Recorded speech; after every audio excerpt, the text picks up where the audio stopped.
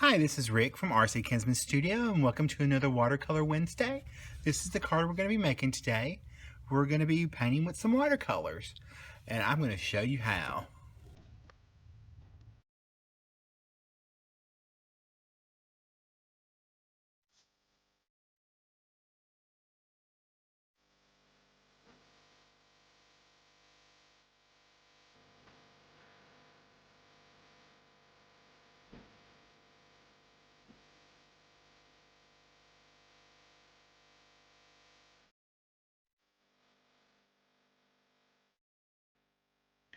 Okay, so let's get started. The first thing you're going to do is I have a Strathmore watercolor card taped down to my board, and I'm going to lightly sketch in the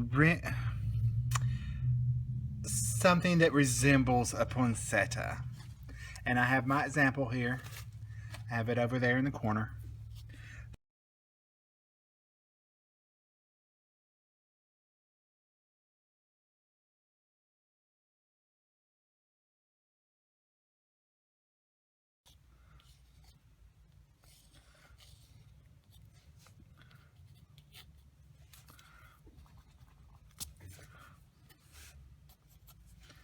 Okay, so we have that sketched in. Let's see if I need to change anything.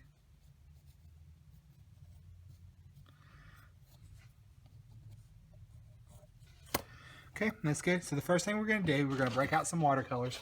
I'm going to use my American Journey watercolors today, and I think there's a few Daniel Smiths thrown in there. So I am going to use a number 4 round brush, and this is going to be really easy. So I'm wetting my brush, and I'm going to take a mixture of quinacridone coral, which is it's a nice dark pink, but it has some red tones to it, and I love to mix that with some permanent red deep. So it gives me a nice red.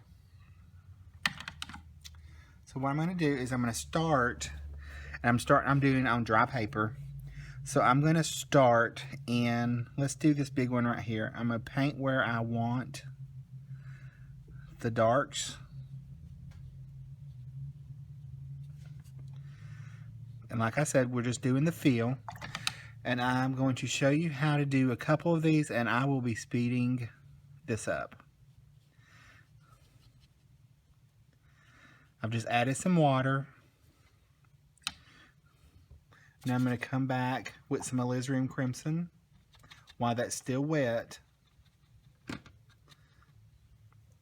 And I'm going to drop it in where it's really right next to the little berries, whatever those are, because I want that to move around.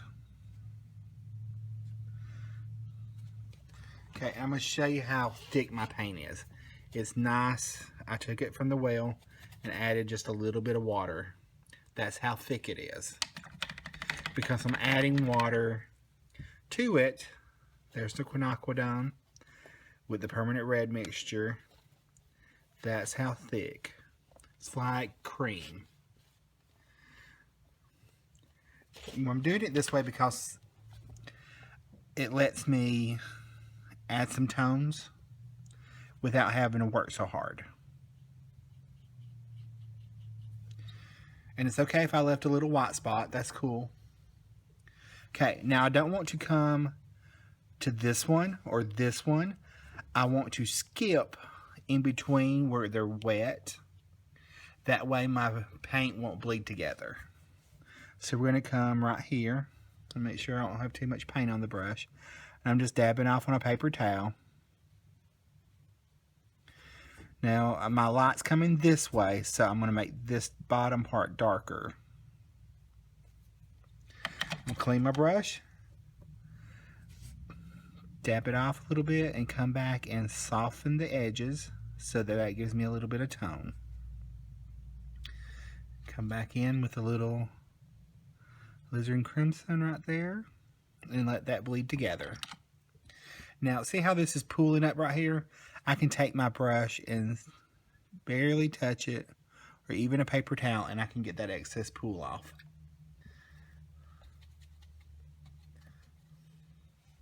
So I'm going to do one more, and then we're going to speed the video up. So remember, you can't go here or here, so we could go here or here or here. I'm going to go here.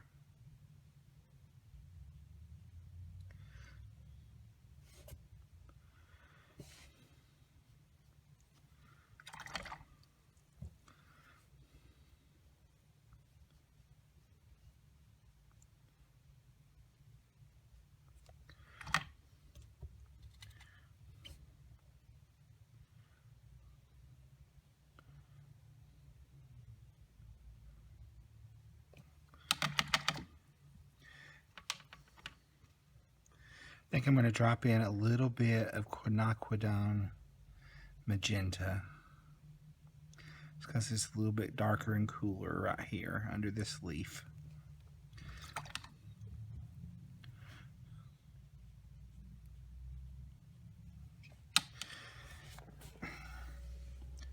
Okay, I'm going to paint, and I'm going to speed this up, and I will talk to you when we're done.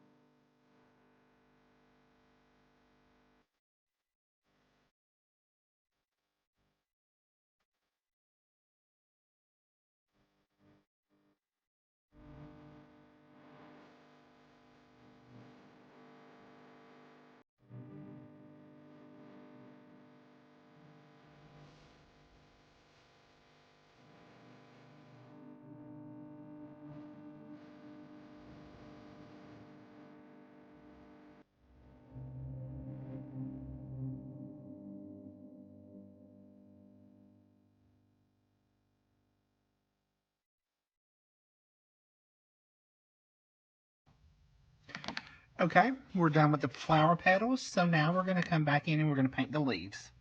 So I'm going to use some sap green, alizarin, cerulean, and a little bit of Prussian blue and French ultramarine blue to make some greens.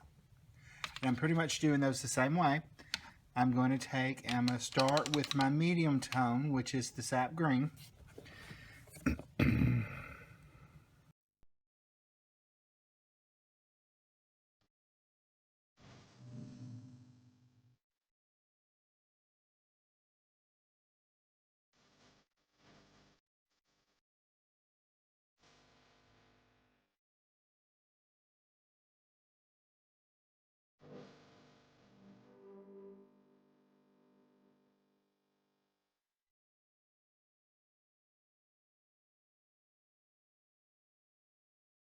Here, so I'm going to come back in now, and I'm going to add that petal in.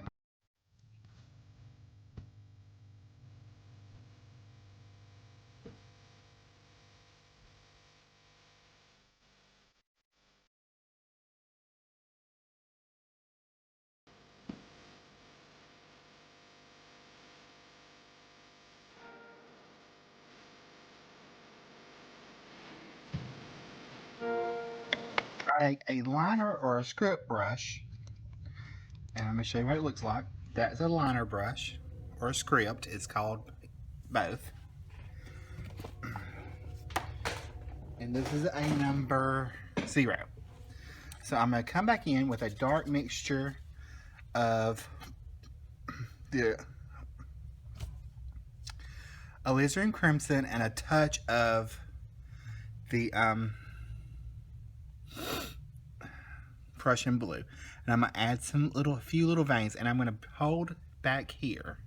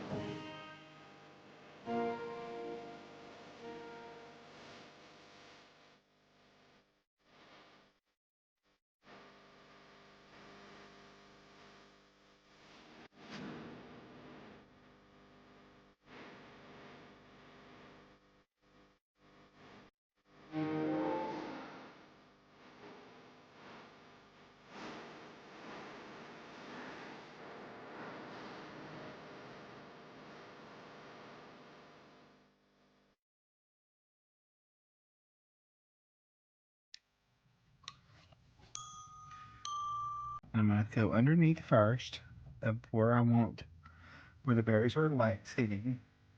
Add that white. That's what I'm going to do. I want some of that white to show through.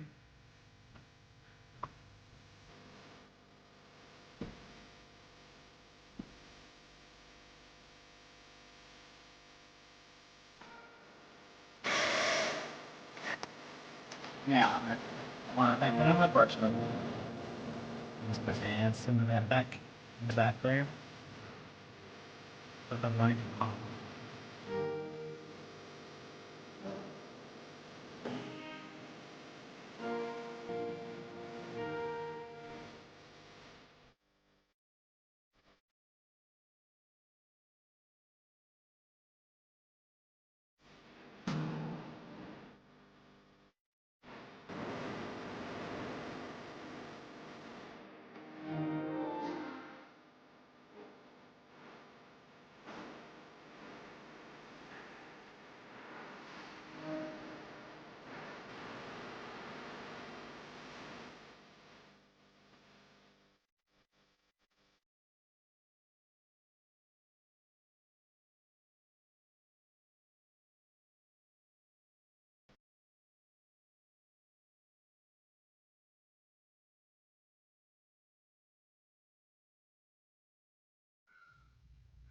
Each petal, like you buy in a florist at Christmas. They usually have some gold or some silver glitter on them. So this is our glitter.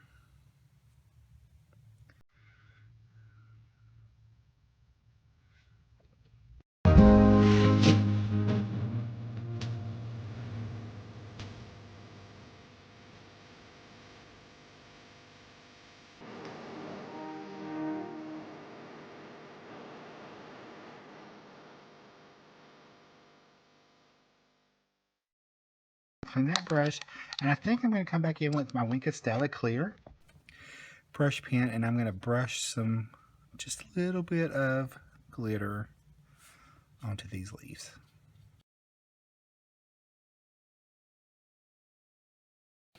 Last thing, well, not quite the last thing, but close.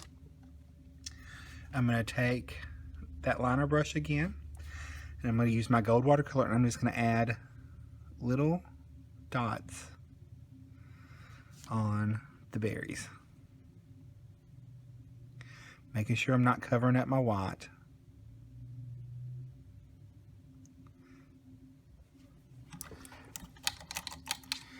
Okay, so I'm going to dry that, and then we're going to stamp.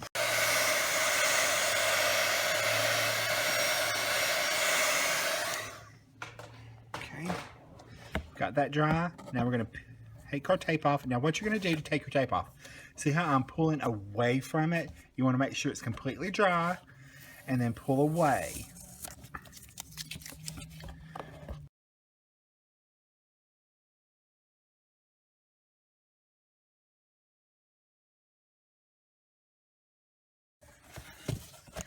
Okay, so again, we're going to pull tape off.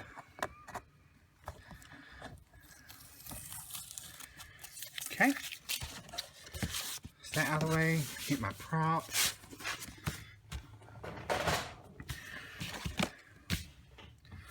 Out of the way. Okay, so now I'm going to take my embossing buddy, rub it across, and I'm going to stamp with Real Red, and I'm going to cover it with the clear embossing powder. So I've already got the embossing powder on my spoon.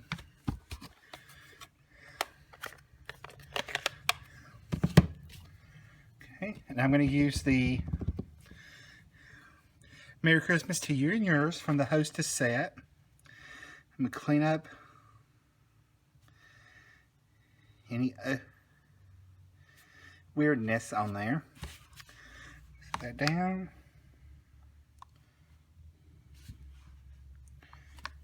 Okay, and as soon as I do that, I'm going to put my powder on there.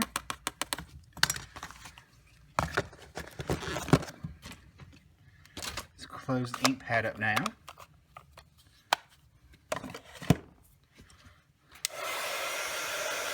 Heat that up.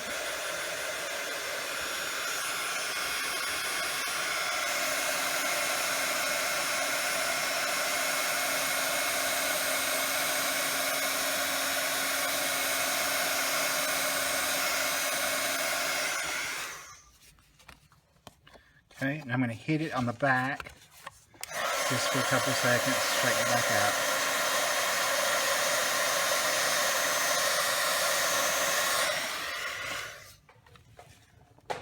Okay, now, let's move my stamp where I can clean that.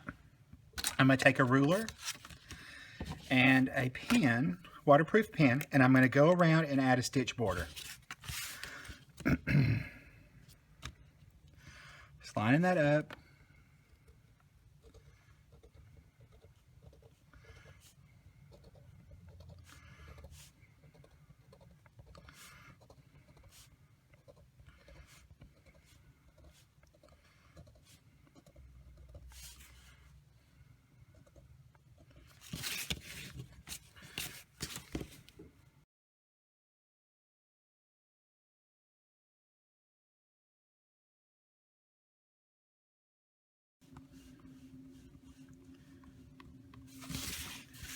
Okay, and there's our card.